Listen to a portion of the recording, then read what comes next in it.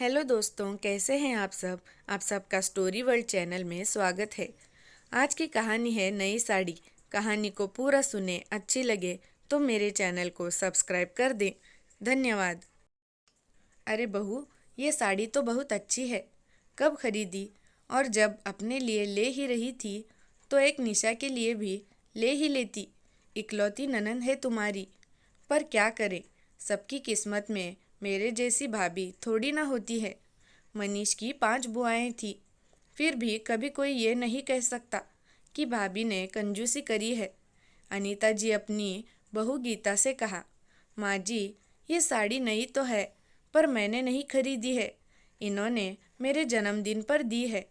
अनीता जी बोली, हाँ, शादी के बाद भाई भी तो बदल जाते हैं, पर इनमें भी कहाँ इतनी समझ होती है। दोस्त तो भाभीियों का ही होता है, लड़कों को इतनी समझ कहाँ होती है। ये तो वो अपनी पत्नी की बातों में आकर बहन बहन करते नहीं और पत्नी पत्नी करने लगते हैं। एक अब का ज़माना है और एक तब का ज़माना था जहाँ शादी के बाद भी किसी रिश्ते में कोई बदलाव नहीं आता था। बस परिवार में एक नया सदस्य जुड़ जाता है। पर अब शादी के बाद सिर्फ पति पत्नी दोनों ही रहते हैं। अब गीता खींच गई थी। एक नई साड़ी क्या पहन ली। आज माँ जी ने पूरी महाभारत रच डाली। आज मनीष ने उसे ये साड़ी पहनकर तैयार होकर रहने को कहा था। आज गीता का जन्मदिन था और मनीष उसे बाहर ले जाना चाहता था। हल्के गुलाबी शिफॉन की साड़ी पहनकर सज संवर कर गीता खुशी के मारे लाल हुई जा रही थी। पर अनीता जी की ऐसी बातों से उसकी खुशी जाती रही। उसे अब ना तो कहीं बाहर जाना था और ना ही ये साड़ी उसे अब भा रही थी। वो अपने कमरे में जाकर अपनी साड़ी बदल देती है और अपना सारा मेकअप धुल लेती है। थोड़ी देर बाद मनीष घर आता है और सीधा अपने कमरे में गीता के पास आता है। वो तो गीता को अपनी दी हुई साड़ी में ही देखना चाहता था, पर गीता को देखकर वो चौंक जाता है और उससे पूछता है, क्या हुआ गीता, तुम तैयार क्यों नहीं हुई? गीता खामोश रहती है। क्या बात है गीता? नहीं, बस मेरी तबीयत ठीक नहीं है। आप चलिए, आपको खाना परोस देती हूँ, फिर मुझे सोना है। मनीष गुस्से में कहता है, तुम सो जाओ, मुझे भूख नहीं है। ये कहकर वो बाहर चला जाता है। इधर गीता रोने लगती है, उधर मनीष भी सोफे पर परेशान बैठा रहता है और सोचता है, सुबह तक तो गीता ठीक थी, ये अचानक इसे क्या हुआ है? अपनी माँ को पता होगा, ये सोचते हुए अपनी माँ के कमरे में जाता है। माँ, क्या कर रही हो? कुछ नहीं बेटा, बस कुछ बुन रही थी। कुछ काम था तुम्हें? मनीष थोड़ा हिचकिचाते हुए कहता है। माँ, आज घर पर कुछ हुआ है क्या? अनीता जी बोली, ओह, उसने तेरे आते ही कान भर दिए। चल छोड़ उसकी बात, तू तो अपना है, तू ऐसा कैसे कर सकता है? पत्नी को साड़ी देते वक्त बहन की याद नहीं आई? भाभी तो पराई है, पर तू तो अपना है।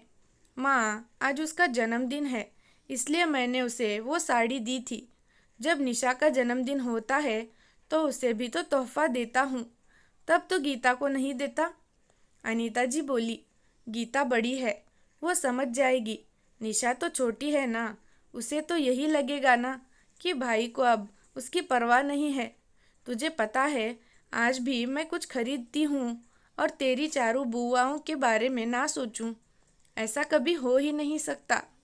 तेरे पापा तो एक पल के लिए अपनी बहनों को भूल भी जाएं, पर मैं कभी नहीं भूलती।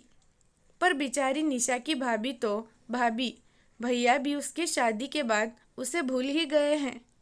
पर माँ, मैंने तो कभी आपको अपने साथ साथ बुआओं की खरीदारी करते नहीं देखा। अनीता जी ने कहा, तू घर पर ही कितना होता है और मुझे हर चीज़ जताकर और दिखाकर करने की आदत नहीं। देख बेटा, तुझे नहीं देना निशा को तो कोई बात नहीं, पर इतने सवाल मत कर। अब समझ आ रहा है लोग क्यों कहते हैं शादी के बाद बेटी नहीं बेटा पराया हो जाता है। तभी मनीष ने अपनी माँ से कुछ नहीं कहा, क्योंकि उसे पता था अगर अब वो कुछ बोला तो कोई फ़ायदा नहीं होगा। तब तो वो चुप रहा और अपनी माँ को सबक सिखाने की योजना बनाता रहा। एक दिन मनीष घर पर ही था, क्योंकि घर के सभी लोग मनीष के चचेरे भाई की शादी में जाने वाले थे। सभी कोई अपनी अपनी तैयारी कर रहे थे। सबके तैयार होने के बाद मनीष ने कहा, अरे वाह माँ, कितनी अच्छी लग रही हैं आप, और आपके ये झुमके तो बहुत ही खूबसूरत हैं। अनीता जी बोली, हाँ हाँ पता है, ये झुमके मैंने घर खर्चे से बचाकर बनवाए थे। अनीता जी बोली, हाँ, मैंने जो भी गहने बनवाए हैं आज तक सभी घर खर्च के बचे पैसों के बनाए हैं, वरना तुम्हारे पापा तो एक साड़ी में ही काम खत्म कर देते थे। तभी मनीष कहता है कि आप लोग सभी रुकिए। यह कहकर मनीष अपना फ़ोन निकालकर कुछ करने लगता है। क्या है बेटा? मनीष 2 मिनट में ये लीजिए, चारों बुआओं को कॉन्फ्रेंस वीडियो कॉल किया है। आप अपने झुमके दिखाकर उनसे कहिए यही झुमका वो शादी में पहनकर आ जाए, कितना अच्छा लगेगा। सभी शादी में एक जैसे झुमके पहनेंगी। अनीता जी हड़बड़ा गई और घबरा कर सीधा फ़ोन ही काट देती हैं। मनीष ने फिर कहा, ओहो, लगता है कट गया। कोई बात नहीं, मैं दोबारा लगाता हूँ। अनीता जी बोली, ये क्या कर रहा है? सारे कैसे एक जैसे गहने पहन कर आएंगी? और सबसे बड़ी बात, सभी के पास एक ही तरह के झुमके क्यों होंगे? मनीष बोला, सॉरी माँ, एक जैसे नहीं होंगे, पर अलग डिज़ाइन के तो होंगे, जो आपने उन्हें दिए होंगे। अनीता जी हैरान होकर मनीष की ओर देखती ही रही।